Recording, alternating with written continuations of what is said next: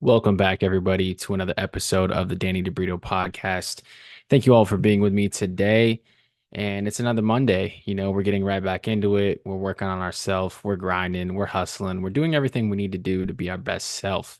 So, thank you for joining me for 5 to 10 minutes just to talk about ways that we can all work on improving ourselves and making our lives better.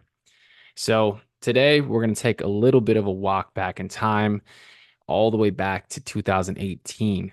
So that's when I started this whole self improvement journey. That's when I really got obsessed with the idea of becoming a better version of myself and looking into actions that I could take on a daily basis to get there. And ironically enough, this all kind of started because of, who guessed it, heartbreak, a girl, a situation that I was in, a relationship that went south, and I felt really hard done by. I was dealing with some feelings of inadequacy and also kind of coming out of a different phase of life. I was coming out of college and entering the professional workforce, and there was just a lot of unknowns in my life. I didn't really know what to focus on. Friends were coming and going. I was moving to a different city. There was a whole lot of moving pieces at that chapter of my life, and I felt like self improvement grounded me in a lot of ways. So, what we're going to do today is just to take a quick walk back in time and basically I'm going to put myself in the shoes of a younger version of myself and do a little self reflection in the hopes that it can provide some value to people who might be going through those similar scenarios. When you have a big question mark about your life direction, you're wondering whether you're on the right path and what you can actually do to laser in on some of those goals and practices that you can build into your life to make it all make sense.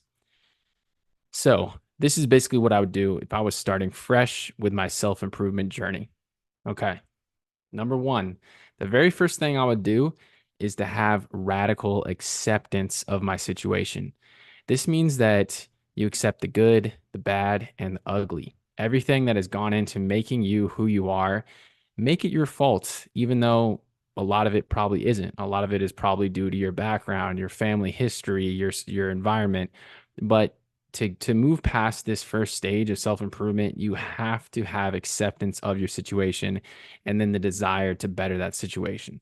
If you just bitch and moan and complain about the way things are and oh man, I wish things were different, you're never going to get anywhere. You have to have that radical acceptance and that self-responsibility for the way things are at this moment in time. So that would be step one is radical acceptance. Then I would progress to doing a personal audit on my entire life. I would strip myself down to my core values, my core beliefs, my habits, take a really, really close scrutinizing look at everything that I'm doing. I would look at how I operate from the morning until I go to bed. I would look at the way that I carry myself in the workplace. I would look at the habits that I'm doing. I would look at my weekends. I would look at everything very closely and try to get a 30,000 foot view on everything I'm doing. And so by doing this personal audit, you can allow yourself, you're an objective third party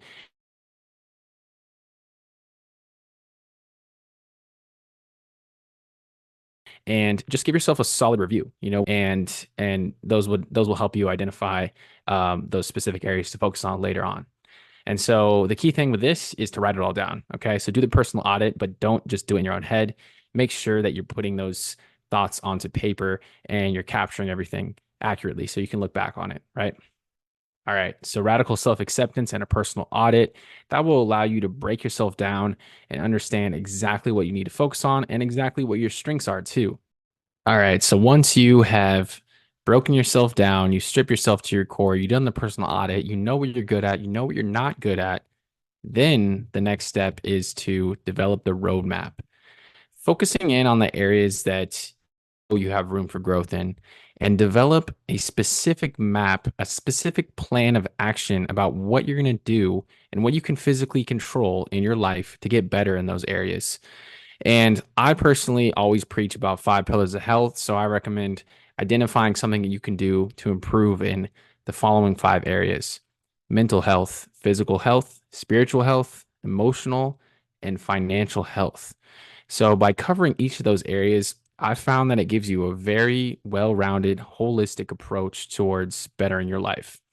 So, focusing in on those 5 areas, identifying things that you can do to get 1% better in each of those categories. And I made an episode on this previously, so you can refer back to that if you're looking at specific activities that you want to do in each of these categories. But there's many different things you can do, obviously, to improve your physical health, to improve your mental health. There's a wide variety of different approaches that you can take towards improving your life in those areas. But the key thing is to develop that roadmap, develop that plan, put it on paper, and identify exactly what you're going to do to get 1% better each day to raise your baseline and make those positive habits the new normal for you. So, the next key step after you have done the personal audit, broken yourself down to your core, and developed a map to address your weaknesses and also utilize your strengths to the maximum amount that you can, is priming your environment for success. I don't think people emphasize the importance of your environment on determining how you're going to end up in life.